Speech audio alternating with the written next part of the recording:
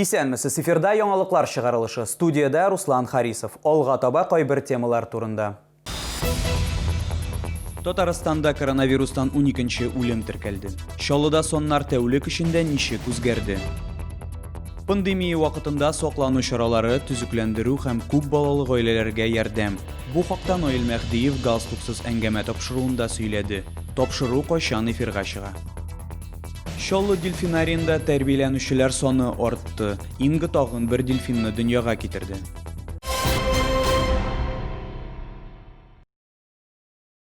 Узган тәүлектә Татарстанда COVID-19 белән зарарлануның 39 яңа очрагы ачыкланган, дип хәбәр итә коронавируска каршы көрәш буенча республика штабы. Татарстанда коронавирус белән авыру очракларының гомуми саны 4040-ка җитте. Чаллыда авыручылар саны 2-гә артты. Шулай итеп, 17 июньгә шәһәрдә 637 коронавирус юктыру очрагы исәпләнә. Татарстанда коронавирустан 12-нче үлем очрагы расланган. 79 яшьлек Казан кешесе сугыш ветераннары өчен госпитальдә 27 майдан стационар дәвалауда булган. Соңрак пациент реанимация бүлегенә күчерелә, әмма авыруның хәле кинәт тагы да начарлана. 30 майда ул вафат була. Чаллыда коронавирус белән авыручылар өчен койка урыннары саны 2 тапкырга арткан. Бу хакта Чаллы мэры Андрей Кузьмин белән галстуксыз әңгәмә тапшыруында хәбәр итте. Наил Мәхдиев туры эфирда шәһәрдә коронавирус вазгыяте дәүләт клиникаларында ни өчен COVID-19-га тест узып булмаганы турында сөйләде. Тулырак алдагы сюжетта. Эпидситуация булуга карамастан шәһәрдәге хәл контрольдә дип хәбәр итте интервью вакытында Наил Мәхдиев. Моннан тыш коронавирус таралуга каршы көрәш буенча мөмкин булган барлык чараларда алып барыла дип ассызыклады шәһәр мэры. Все меры необходимые предприняты и предпринимаются. Я имею в виду развернутые дополнительные койки, есть средства индивидуальной защиты, меры предпринимаются на предприятиях, в организациях, учреждениях. Шулай ук шәһәрдәшләрне борчый торган мәсьәләләрнең берсе сәүдә үзәкләренең ачылмавы. Наил Мәхдиев аңлатканча, әлегә эпидситуация аларның эшен яңадан башларга мөмкинлек бирми. Өстәвенә бу мәсьәләне республикада контрольдә тоталар дип хәбәр итте Наил Мәхдиев. Мы строго следуем всем тем решениям, которые принимаются на уровне республики, и в рамках этих разрешительных мер действуем. Речь идет о торговых объектах общественного питания.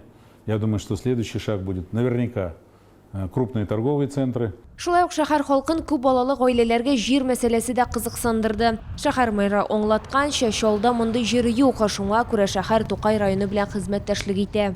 Для того, чтобы получить сельскохозяйственные земли Тукаевского района, перевести их под индивидуальное жилищное строительство, этот процесс не быстрый.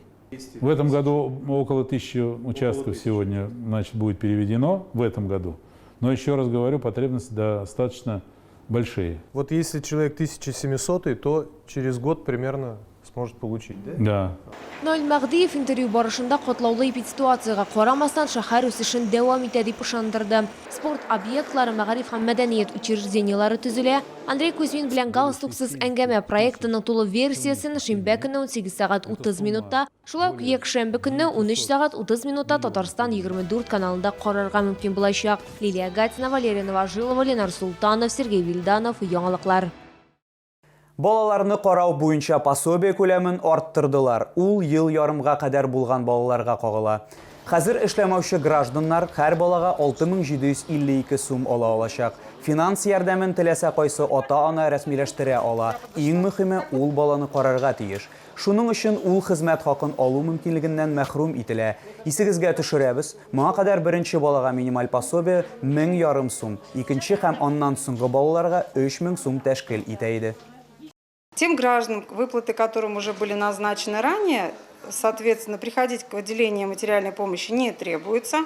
Выплаты будут произведены в автоматическом режиме, то есть им будут эти выплаты перерасчитаны.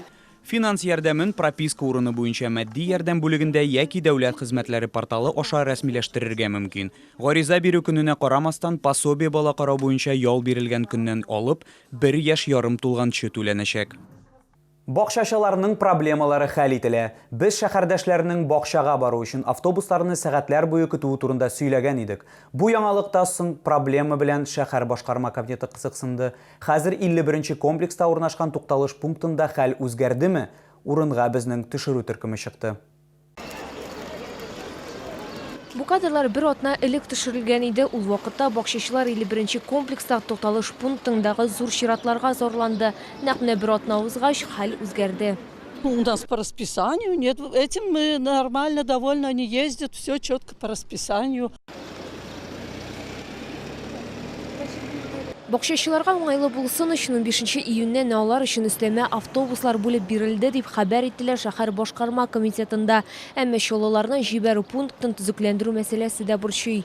Вакытында киләләр, вакытында китәләр, кайтканда да шулай ук. Бер вакытнан бер ике тапкыр шулай туры килдем. Яңгыр вакыты туры килде ул. Менә шунда генә навес ясасалар бик әйбәт булыр иде, бер-ике җиргә хотя бы. Шундай лышма салкын көн иде ул. Лышма җыешләнгән иде. Шәһәр башкарма комитетында бу проблемалар турында беләләр. Планда майданчыкны төзекләндерү, павильоннар урнаштыру. Сан-узелларга килгәндә бүгенге көндә территориядә бушлай стационар Бедрев бар, ул кибет бинасында урнашкан. Касаемо посадки-высадки пассажиров, она проводится согласно утвержденным маршрутам, правила перевозчик соблюдает. Мы знаем, что ряд жителей высказывается по поводу подвозок трамвайной остановки, но на данный момент подобной меры нет. В следующем году будем учитывать данный фактор при формировании маршрутов. Шәһәрдәшләргә әлеге вәгъдә ителгән үзгәрешләрне көтәсе генә кала. Лилия Гатина, Ленар Султанов, Яңалыклар. Педагогик югары уку йортларының өлкән курс студентларына мәктәпләрдә укытырга рөхсәт ителде. Бу кимендә 3 ел уку дәверендә аттестацияны уңышлы узучыларга кагыла. Россия Федерациясендә мәгариф турында федераль законга тиешле төзәтмәләр кертелде. Бу яңалыкны студентлар һәм вуз җитәкчелеге ничек каршы алды? Хәбәрчебез материалында. Александр Комаров булачак физкультура укытучысы, ул 3-нче курста белем ала. Диплом алырга тагын 2 ел калган, шулай да аның педагогик тәҗрибәсе инде бар. Егет шәһәр читендәге лагерда тәрбияче һәм спорт инструкторы булып эшли. Студент әйтүенчә, яңа закон аңа акча эшләү мөмкинлеге генә түгел, иң мөһиме тәҗрибә бирә алачак. Коллектив, студенческий коллектив школьный – это разные все-таки вещи, потому что здесь у нас у нас одногодки, то есть моего возраста, а там уже более постарше, то есть это поинтереснее.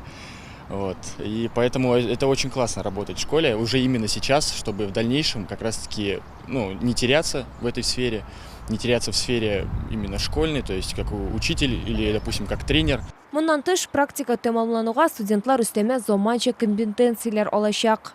Эшне башлаганда бу әлбәттә бик зур практика, чөнки балалар белән уртак тел табып эшләү, үз эшеңнең асылын белү бу бик яхшы дип саныйм. Яңа закон яхшы мөмкинлекләр һәм талантлы яшьләрне тагы да күбрәк җәлеп итәргә мөмкинлек бирәчәк, әмма һәр студент белем бирү учреждениесенә эшкә урнаша алмый.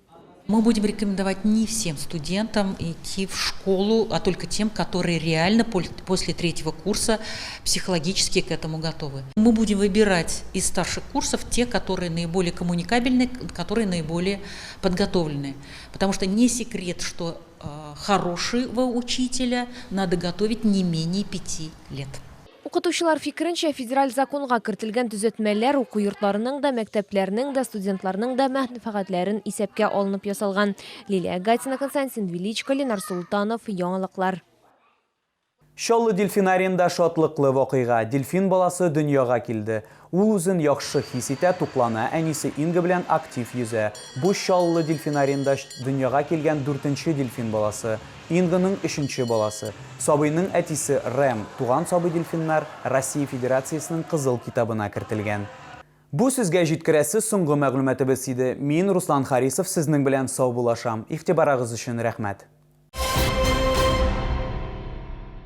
Комфортное лечение зубов по доступным ценам. Стоматология «Улыбка». 39 23 23.